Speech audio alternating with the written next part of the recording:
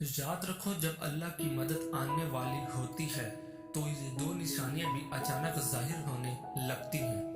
यकीनन तुम्हारा ये थका हुआ दिल अल्लाह की मदद का मुंतजिर होगा कि कोई ऐसा इशारा तुम्हें जाहिर हो जो तुम्हारे इस दिल को मुतमईन कर दे कि तुम्हारी जिंदगी के रास्ते भी हमवार होने वाले हैं।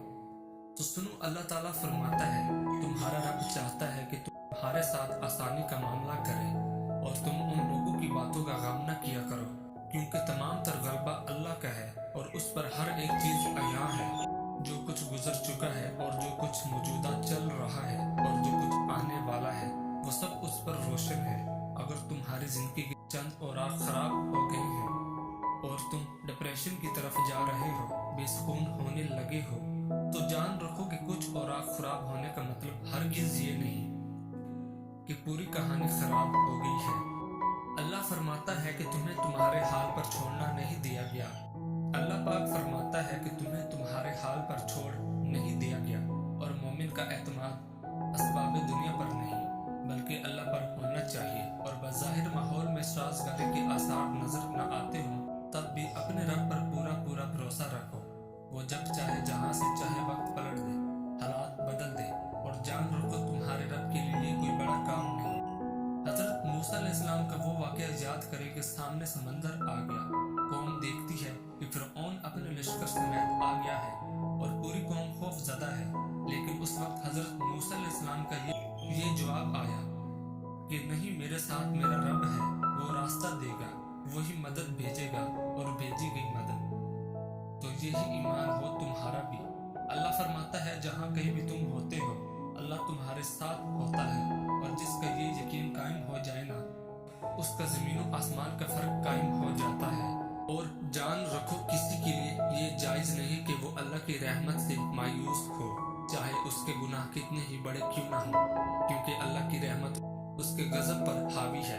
नबी करीम सल्लल्लाहु अलैहि वसल्लम ने फरमाया, तुम में से हर एक अपनी सारी हाजतें और ज़रूरतें अपने रब से मांगे, यहाँ तक कि जूते का तस्मा भी अगर टूट जाए तो उसे अपने अल्लाह से मांगो, क्योंकि तमाम तर इख्तियारात और भलाइयाँ उस रब के हाथ में हैं, जिसकी निगाह अज़ल से अबद तक तमाम ज़मानों पर हावी है।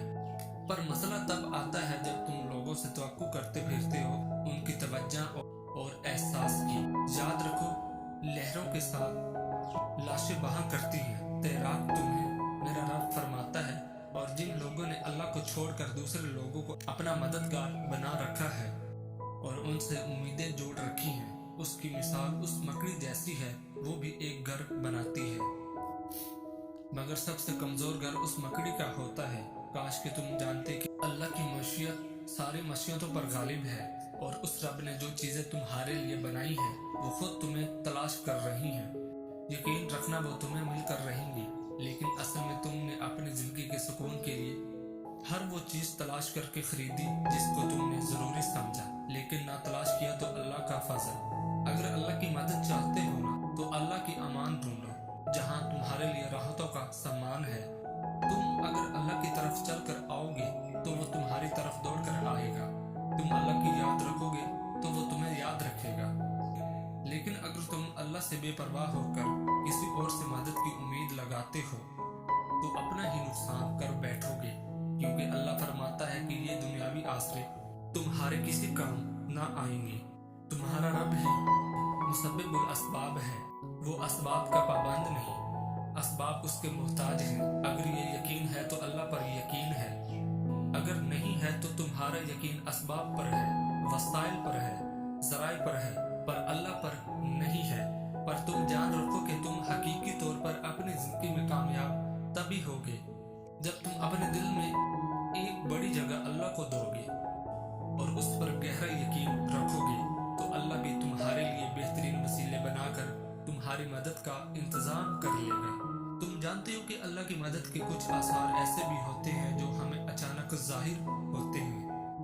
अगर तुम महसूस करने लगो कि तुम्हारा दिल तहज्जुद से जुड़ गया है और सिर्फ रब से मदद की आस में है, तो ये यकीनी है कि उस रब ने तुम्हारी फरियाद सुन ली है।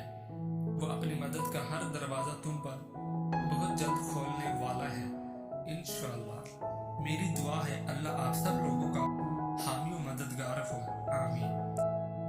رات کو بار بار آنکھ کھولے تو یہ اس بات کی نشانی ہے کہ تم پر قسمت کھلنے والی ہے اور بہت جلد تم کامیابی پاؤ گے۔